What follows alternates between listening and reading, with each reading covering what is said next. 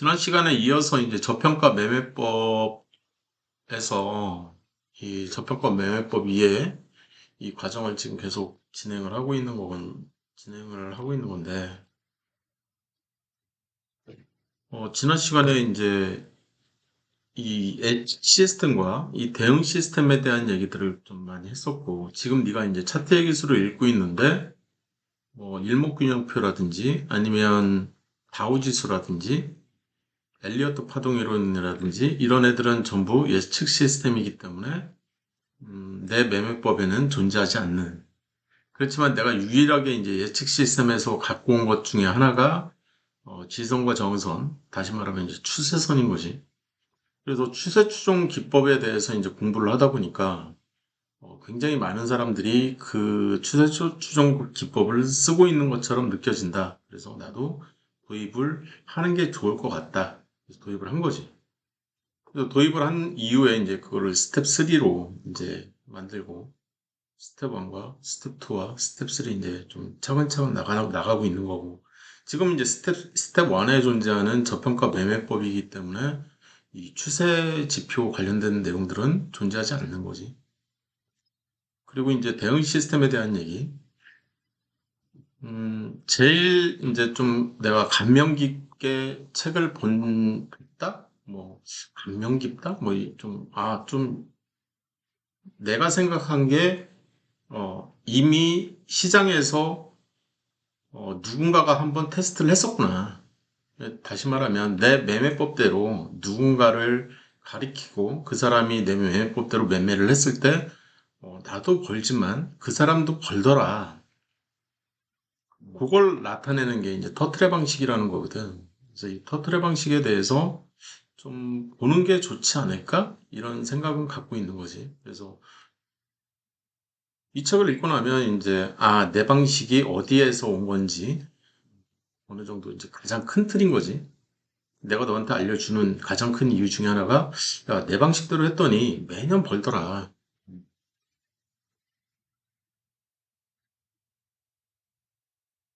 그래서 이제 어떤 서적들을 통해서 어떤 내용을 이제 내가 추구를 하고 있는 건지. 그래서 우량주를 추구를 하고 있는 거고 성장주를 추구를 하고 있는데 그런 것들을 이해하기 제일 좋은 서적은 어떤 서적이냐?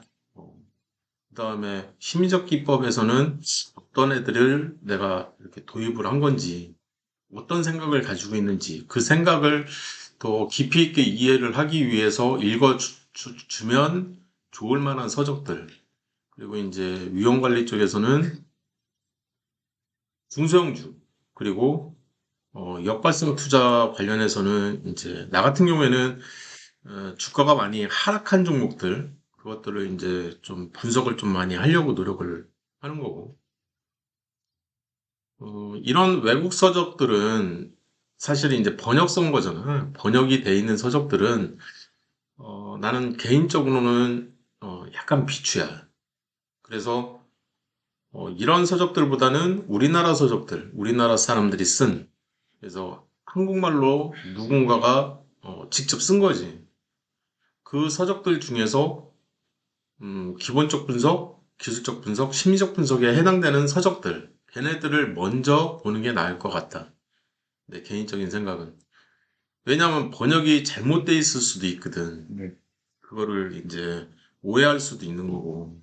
물론 이제 서울대생들이 번역한 서적들은 굉장히 깔끔하게 번역이 돼 있는 경우가 많아서 나는 이제 그런 서적들을 굉장히 선호하니까.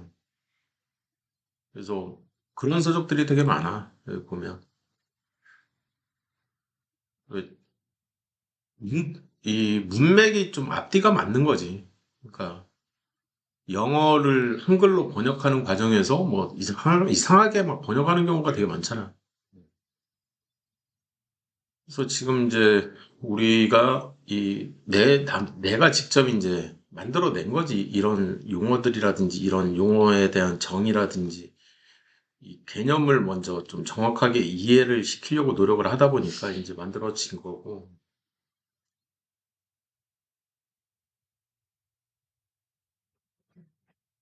그래서 결국에는 초단타가 됐든 아니면 스윙이 됐든 아니면 단기 투자가 됐든 중장기 이상의 이 장기 투자가 됐든 항상 종목 발굴을 하는 방법론과 그 다음에 진입과 청산 그거에 대한 방법론 그리고 어떤 식으로 해지할 건지 위험 관리를 할 건지 그런 부분들에 대해서는 계속 고민을 많이 해야 되는 거지 사실.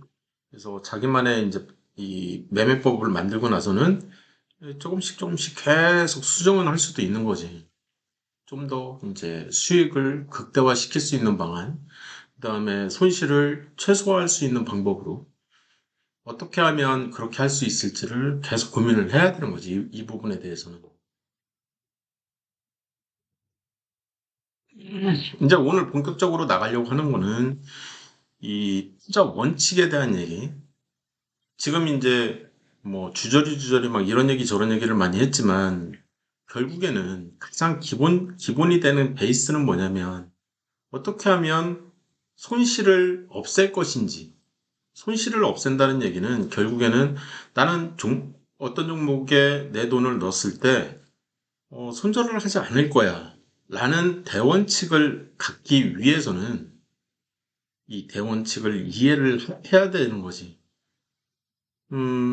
그러려면 가장 손쉬운 방법은 오를 수밖에 없는 그 종목을 사는 거야.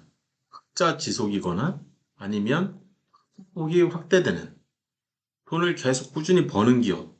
그런 기업을 사면 오를 수밖에 없다는 거지. 언제 왜 오르는지는 또 다른 얘기야. 언제 왜 오르는지까지도 알면 이제 굉장히 더 좋은 거지만 어쨌든 이 흑자 지속인 기업은 망할 가능성이 적어지는 거고 그리고 주식이 오를 가능성이 굉장히 높아지는 거지. 그래서 어떤 종목이 이런 종목이냐라고 했을 때 그게 바로 우량주라는 거지. 흑자폭 확대는 성장주라는 거고 이런 이제 기본적인 개념들을 그런 개념들을 이해를 해야만 내가 손절을 안 할 수 있다는 거야. 그러니까 주가가 떨어져. 주가가 뭐 KM 같은 종목이 예를 들어서 주가가 이렇게 2만 1천 원 하던 주가가 지금 뭐 7, 8천 원 하고 있어. 7, 8천 원대 이렇게 하고 있는데 여기서부터 내가 요때 샀다고 쳐. 그래도 계속 그 이후로 계속 하락을 한 거지 막. 계속 하락을 했어. 그래도 이 회사는 안 망한다는 생각을 가지고 더 살 수 있냐? 더 지금 위치에서 내가 더 살 수 있겠어? 나 같은 경우에 지금 이 종목을 거의 한 3천주? 3천주를 들고 있지, 내가. 그러면은 2,400? 2,600? 그거보다 이제 내가 마이너스 10% 정도 되니까 이제 그렇죠. 더 하락이 돼 있겠지. 그래서 뭐 거의 한 2,400, 500 정도 들고 있다고 쳐도 내가 지금 얘를 더 산다는 얘기를 하잖아. 네. 왜냐하면 이 종목은 더 사도 되는 종목이다라는 가장 그 근간에는 이 재무가 있는 거야. 뭐 지금 막 이 영업이익이 굉장히 안 좋아지고 있어. 매출도 엄청 안 좋아지고 있어. 근데 이거는 작년에 코로나 특수 때문에 얘네가 돈을 벌었기 때문에 이런 실적을 찍고 있는 거지. 사실 재작년이나 뭐 이렇게 한 2, 3년 전 대비 보면 뭐 그닥 큰 차이가 없는 거야. 오히려 더 실적이 좋아졌어. 그때보다는. 3Q 이렇게 예를 들면 작년보다는 못했지만 재작년보다는 훨씬 숫자가 더 높아졌거든. 음, 그지? 음, EQ도 같은 경우에도 뭐 351을 찍었는데 그러니까 이 코로나 특수성 때문에 작년에 돈을 너무 많이 벌었기 때문에 그거를 감안을 하면 안 된다는 거지. 지금은 이제 지금도 물론 코로나가 좀 심각하긴 하지만 얘는 좀 수혜주에서 벗어난 것 같아. 음, 그래도 우량주라는 거지, 얘는. 여전히. 이 매출 증가세가 확 꺾여가지고, 내가 원래 10%, 마이너스 10% 이상 이제 꺾이면 굉장히 안 좋아하지만, 네. 어, 얘처럼 이제 코로나 특수성이 있었던 해가 이제 껴있는 경우에는 그 부분을 제하고 생각을 할 필요도 있다는 거야. 그러면, 재작년 대비 재작년이면 이쪽인 거지, 이쪽. 이쪽 주가인 거지, 이쪽 주가. 그지? 돈은 이때 이제 왕창 벌었고. 그러면 돈을 벌었으니까 이때보다는 당연히 주가가 더 높은 위치에 있는 게 당연한 거고, 지금 위치는. 그지? 그래서 이때는 성장주였다가 우량주가 되면 이제 떨어지는 거니까, 그거는 이제 감안을 해야 되잖아. 그리고 레반토막, 뭐 그런 것들도 예상을 해야 되는 거고, 그런 것들을 이제 감안을 해서 생각을 하는 거지. 그래서 어찌됐든 내가 저 종목을 손절을 했다. 예를 들어서. 그럼 나는 손실이 발생을 했겠지. 이미 기존에. 물론 지금도 손실이 발생되는 중이지만 나는 이 종목이 결국에는 오를 수밖에 없다라고 생각을 하고 있는 거지. 뭐 지금 당장 안 오르더라도 조만간은 오르지 않을까? 나는 그 생각을 하고 계속 들고 있는 거지. 그러려면 이제 가능하면 싸게 사는 게 좋은 거고, 어떻게 하면 이 저점, 어디가 저점일까에 대한 이제 고민을 해야 되는 거고, 여기서 얘기하는 이제 이 싸다라는 기준점을 어떻게 이해를 해야 되냐라고 했을 때, 기본적 분석이라고 하면 재물을 기반으로 해서 싸다라는 개념을 이해를 해야 되는 거야. 그러면 우량주 같은 경우에는 여기서 이제 우량주지. 이 우량주 같은 경우에는 어떤 생각을 가져야 싸다라는 생각을 갖냐라고 했을 때 일반적으로 한 20%만 싸도 20%, 10% 정도 싼 거는 싸다고 느끼지는 않아. 나는 그래. 그러니까 예를 들어서 뭐 라면 10개를 사는데 하나 더 줄게요. 뭐 그러면은 살까 말까 고민을 해. 근데 라면 5개 사면서 하나를 더 준대. 그러면은 이거 20% 싸게 주는 건데 좀 싸다라고 느끼기 시작하는 그 이 마지노선 그게 20%라는 거지. 최소 20%. 그러면 0.8인 거지. 그지? PBR. PBR 1을 기준으로 이제 우량주의 기준점을 잡았다 그랬을 때 20% 정도 하락한 가격대면 PBR 0.8 정도면 싸다. 그렇게 이제 느낄 수 있다라는 거지. 이제 그런 기준점에 대해서 고민을 하는 거지. 계속 이제 숫자니까 이제 거기서부터는 숫자를 가지고 이 정도면 싸다. 기술적 분석도 마찬가지고 심적 분석 같은 경우에도 이제 그런 어떤 기준이 필요한 거지. 그래서 나 같은 경우에 이 심적 분석은 내가 생각하는 거는 경기 지지선을 가지고 생각을 하고 있는 거고 이 기술적 분석 같은 경우에는 MACD를 가지고 내가 지금 생각을 하고 있는 거지. 그지? 그래서 MACD 레이트가 물통에 빠졌다. 그러면 최소 한 달 이상 기다렸다가 물통을 벗어나는 시점. 거기서부터 이제 싸다라는 생각을 갖고 있다는 거지. 그리고 오르더라도 그 이후에 오르는 경향이 있기 때문에.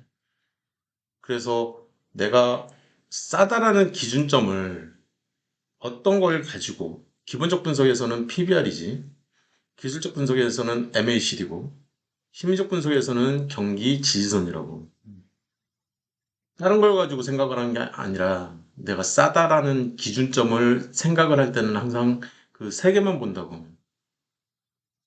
여기까지 뭐 크게 이해가 안 되는 부분은 이쪽이 조금 이해가 안 될 수도 있고, 이쪽은 이해될 거고, 이쪽도 이해될 거고.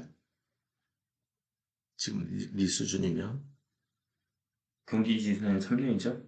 최소가 3년이라고. 이게 이제 산업별로 네가 지금 업종별, 뭐 산업별, 뭐 이런 이 서적을 안 읽어가지고 네가 이제 그렇게 얘기를 할 수도 있는데 그 책을 읽으면 이제 PBR이 산업별로 달라진다는 걸 이해할 수가 있거든. 그래서 어, 기술서적 난이도별 이제 필독서적에서 내가 스텝 1, 스텝 3까지 이제 지나가고 나면 내가 연기 투자 네가 이제 배우려고 할 때 산업 분석이라는 서적을 읽어라. 그다음에 이제 한국형 가치 투자 전략이라는 서적을 좀 읽어라. 그리고 보면 이 대한민국 업종별 이 재무제표 읽는 법 이게 이제 중장기 투자지. 최소 6개월 이상 투자를 내가 진행을 하겠다라고 했을 때 이제 읽어야 되는 서적, 필수 서적으로 내가 넣는 서적인데, 이런 서적들을 읽어주면, 어려운 서적이 아니야, 이쪽은. 왜냐면 굉장히 큰 덩어리를 설명하고 있는 거기 때문에, 이 업종과 테마에 대한 이해를 좀 충분히 할 수가 있는 그런 서적들인데, 이쪽 서적을 읽으면 이제 PBR이 산업별로 약간씩 차이가 있겠구나. 왜냐하면 PBR은 재산 가지고 이제 설명을 하는 건데, 기술주들은 땅이나 뭐 건물이나 이런 것들에 대한 이제 이 재산 상태보다도, 그러니까 유형 재산인 거지. 그거보다는 무형 재산이 이제 또 가치 산정하기가 되게 쉽지가 않거든. 예를 들어서 그 연예인들 이 소속사 있는 그런 회사들이 있잖아. 네. 뭐 유재석을 내가 끌어들였어. 그러면은 그 회사는 갑자기 번쩍 이제 확 뜨는 거고. 뭐 예를 들어서 그 회사가 기존에 한 500억 정도 하는 회사였는데, 유재석 한 명만 딱 끌어들여도, 또는 강호동 한 명만 끌어들여도 갑자기 뭐 2천억이 아니라 한 5천억 정도의 회사로 이제 발돋움할 수 있는 기반을 마련할 수 있기 때문에, 그래서 사람 한 명의 가치를 평가한다는 것 자체가 이제 쉽지가 않은 거지, 그때부터는. 이 사람이 들어가면 이제 굉장히 힘들어져. 그래서 삼성전자가 이제 저평가돼 있다라는 가장 큰 이유 중에 하나가, 사람이 지금 굉장히 많이 빠져 있거든. 굉장히 유능한 인재들이 많음에도 불구하고 그 인재들에 대한 평가가 빠져 있으니까. 그리고 사실 뭐 그 인재들이 제 능력을 발휘도 못하니까, 삼성전자에서는. 그러니 해야지.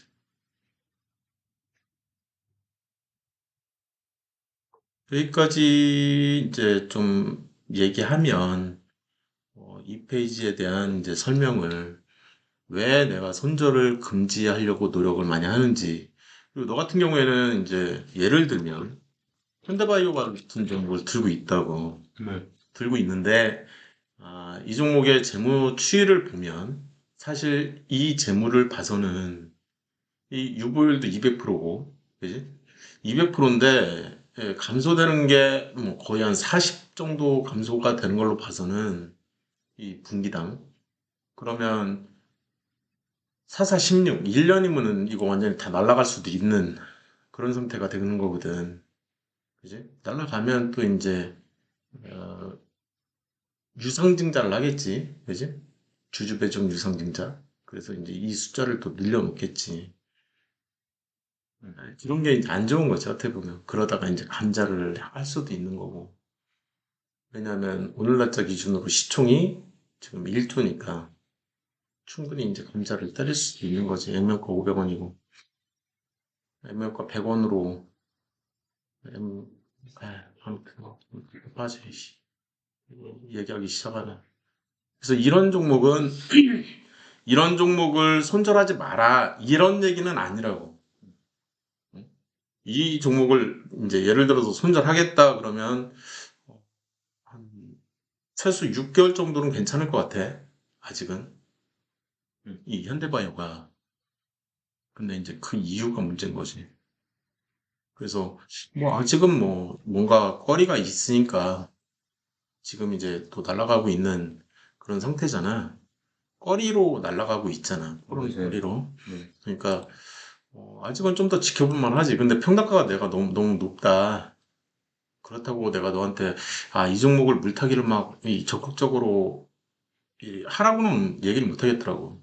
근데 그럴 수는 있어. 그냥 차트 심리적 분석만 해서 네. 이 정선을 돌파한 이후에, 음. 어, 잘 그려야 되는데, 그릴 때 그냥 최고가, 아유, 씨. 최고가를 기준으로 해서 정선을 그렸는데, 지금 여기가 지금 찌글찌글거리고 있잖아. 네. 이거는 되게 안 좋은 거야. 그렇죠. 이건 되게 안 좋은 거고, 그 상태에서 이제 지지선도 한번 그려보려고 하는데, 이 지지선이 얘가 이제 깨졌다 그러면 이제 좀 안 좋은 건데, 아직은 안 깨졌거든. 음. 그래서 네가 이제 물을 탔어. 물을 탔는데 이 종목을 어떻게 할까 막 고민을 할 때 이 라인을 보는 것도 나쁘지 않은 선택인 거야. 이게 깨져버려. 그러면 그냥 손절을 해버리는 거지. 더 이상 안 보고. 왜냐하면 이게 이제 깨져버리면 그냥 무너져 내릴 수도 있거든, 사실. 근데 이제 이 앞에 있는 상한가를 믿고 내가 얘기하는 상한가가 얘거든. 네. 이 상한가를 믿고 지금 갭상까지 있으니 갭상을 했었잖아. 네. 그러니까 지금 여기까지는 조정받았다라고 생각을 하는 빵 떴다가 여기까지 이렇게 쭉 흘러내린 거지. 그럼 여기잖아, 여기. 네. 그지? 그러면은 나는 여기라고 생각했는데 이 라인이 이쪽에 보면 요 셋째 날 요 저점을 끝내. 신기하네, 이런 거는. 그지? 그러니까 누군가 이제 요런 선을 본다는 거잖아. 그러면 여기서 손절하는 것보다는 요게 깨졌을 때 손절하는 게 나을 수도 있어. 좀 더 손실액이 커질 수는 있겠지만. 무슨 얘기인지 좀 더 네. 감이 오지. 네. 그래서 이제 손절을 결정을 할 때도 이것저것 고민을 좀 많이 해보기는 해야 돼. 그래서 내가 근데 이제 얘를 지금 사다 말았잖아. 네. 그러면 사다 말았을 때, 이 라인을 보고 더 살지, 아니면 이 라인을 보고 더 살지도 고민을 해볼 필요가 있다. 이 라인을 돌파를 했을 때, 물론 이제 아침에 이렇게 치고 막 올라가는 척만 했다가 쭉 빠지는 경우가 될 수도 있겠지만, 어쨌든 돌파를 했어. 그러면, 네가 얘를 70주 들고 있던 거야? 네. 그러면 10주 정도는 오전에 사고, 음. 20주 정도 더 많은 물량을 이제 좀 뒤에 사면 되는 거잖아. 근데 네. 막 계속 치고 올라가. 그래서 네. 한 점심시간에도 이 주가가 안 빠져. 네. 이날처럼. 네. 이날처럼 이렇게 주가가 안 빠져. 네. 그러면 그냥 이 적당한 선에서 저항선 돌파로 이 중간에 한번 또 사는 거지. 12시나 1시 이때 아니면 11시 반이나 그때 점심시간에 또 이 단타 세력들이 들어오니까 음. 그리고 이제 종가로 한 번 더 들어가 주는 네. 그래도 되는 위치라는 거지. 위치는 지금의 위치는. 그래서 공세의 매매법을 기반으로 해서 얘는 가장 기초니까 네. 얘는 무조건 만족을 해야 되는 거고 그러면 28,300원? 그 위로 올라가는 흔적이 있어야 되는 거지. 네. 그 흔적이 있어야 그걸 믿고 내가 얘를 살 수가 있는 거지. 네. 근데 결국에 손절도 같이 고민을 해야 된다. 그리고 30주만 살 건지 아니면 지금 그래봐야 100주거든. 그럼 100주 정도를 살 건지 그 정도 사야 이제 한 10%대로 오잖아. 그지? 그래도 한 마이너스 20% 아닌가? 내 기억에는 그런데. 30주 정도를 사면 20% 정도 될 것 같고. 그러니까. 네. 음, 100주를 더 사면 10% 정도 될것 그러니까. 같아요. 네. 10% 미만으로 만들어 놓는 게 제일 안전빵이야. 왜냐하면 마이너스 20%가 아니야. 그러니까 20%가 올랐다고 해가지고 이 수익권으로 오는 게 아니라고. 한 3, 4% 올라야 그래야 이제 이 본전치기가 되는 거거든. 그게 마이너스 20%이기 때문에. 방금 말 이해되나? 네. 그 매매 수수료 때문이죠. 어, 그게 아니라 아니에요? 내가 지금 이제 예를 들어서 2만 원에 샀다고 쳐. 그러니까 이자가보다는 일자가 만 원이라고 쳐, 만 원. 네. 만 원이면 20% 하락하면 8천 원이잖아, 8천 원. 그지? 네. 이 8천 원이 20%가 상승하면 그치. 20%가 상승해봐야 이게 9,600. 9,600원밖에 안 돼. 그러면은 9,600원이면 뭐야 몇 프로가 또 더 상승해야 되는 거야? 뭐 몇 프로가 하여튼 더 상승을 해야 돼. 네. 그래야 이 많은 분열치기가 된다고. 네. 그러니까 떨어질 때는 20% 하락이 이렇게 돼버리지만 올라갈 때는 올라가봐야 20% 상승해봐야 더 오른다는 얘기야. 여기에 이제 수수료까지 있으니까 더 필요한 거라고. 오르는 폭이. 그러니까 뭐 10%대로 낮춰놓으면 25%. 이제 한 15%만 올라도 바로 수익권으로 오니까. 왜냐하면 이 종목은 지금 이제 변동폭이 생겼거든. 그래서 뭐 15, 10% 변동폭은 뭐 기본 이날도 보면 7%까지는 올랐고, 그지? 마이너스 2%에서 8, 뭐 얘도 한 8% 넘게 거의 9% 같이 9% 정도의 변동폭이 생긴 거네. 얘는 20% 변동폭인 거고, 25%짜리 변동폭인 거지. 마이너스 5%까지 내려갔다가 올라갔다가 떨어진 거야. 그런 변동폭을 생각해야 돼. 얘도 21% 변동폭이니까 이 정도 올라서는 못 한다고. 지금 네 상태가. 그리고 당연히 매물대 차트를 보면 이쪽에 있는 매물도 상당할 거고 이쪽에서 그러면 요 밑으로 평균가를 맞춰놓는 게 훨씬 낫다는 거지. 내 말은. 이해됐지? 무슨 얘기인지? 네. 현대바이오는 좀 작전을 짜야 된다. 근데 그게 실패를 했어. 손절 라인을 그러니까 지지선, 첫 번째 지지선으로 일부 손절을 하는 게 낫다는 거야. 요선이 깨졌어. 그러면 그냥 손절하고 덜어내야지 빨리. 그리고 얘까지 무너졌어. 그러면 나머지 그냥 털어내든지 아니면 내가 이 시가가 굉장히 중요한 역할을 한다고 했잖아. 이 재료의 시작은 여기야, 여기. 네. 여기. 그래서 최종 손절 라인은 얘로 잡는 게 완전 빵인 거거든. 이 재료가 완전히 소멸됐다는 걸로 듣기 때문에. 이제 좀 많이 감이 오지. 얘 어떻게 할지. 네. 얘는 내가 웬만하면 얘기 안 할 거야, 이제. 아, 네가 막 근데 또 물어보고 또 물어보고 그래도 얘는 이 영상 보라고 그냥. 솔직히 얘는 감이 없어요. 아니, 감이 없다기보다 너무 그러니까 이 기본적 분석을 하면 안 돼, 저 종목은. 그쵸. 그리고 기술적 분석도 3년치를 보면 안 된다고. 심리적 분석도 3년 이상 보면 안 되고. 그냥 지난 한 1년? 그것만 보고서는 진행하는 수밖에 없어. 그래서 평단가가 높으면 평단가를 강제로 낮춰주는 작업을 하는데, 흑자인 경우만 좀 했으면 좋겠다. 근데 쟤는 적자잖아. 그래서 왜 비싼 가격에 산 것인지 파악할 능력이 좀 이제 생겨야 되는데, 그게 쉽지는 않지. 일단 여기서 6페이지에 대한 설명을 마무리 짓자. 근데